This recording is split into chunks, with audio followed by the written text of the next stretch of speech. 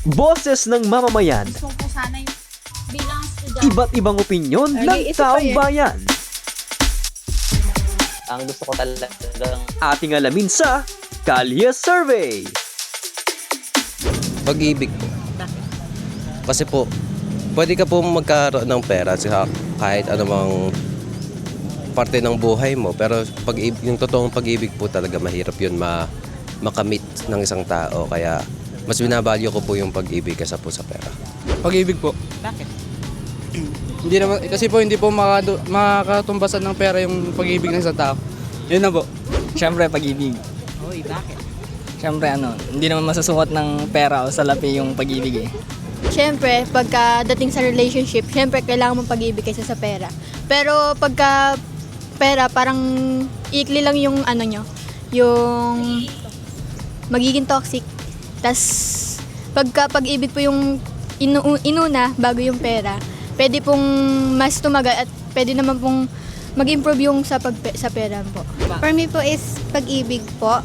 Kasi po, yung pera mo, ma-earn mo po yan.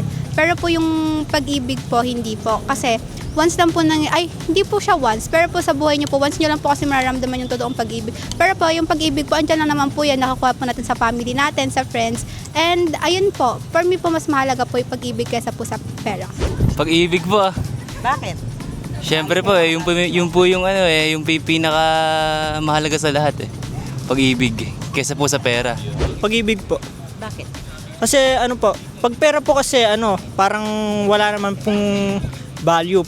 Pero pag pag-ibig po naman kasi, meron pong value yon.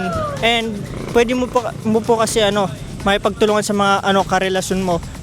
Imbis na pera po kasi wala pong value yon. I think pag-ibig po siguro kasi po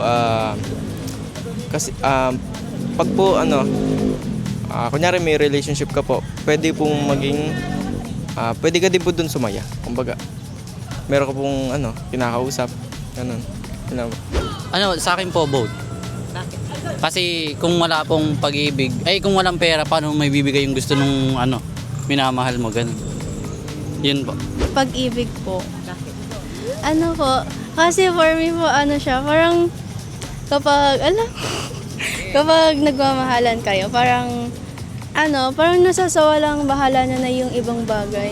For me po, ganun. Kasi po parang, ganun po. Boses ng mamamayan, Gusto ko sana yung bilang estudyante. iba't ibang opinyon ng taong bayan.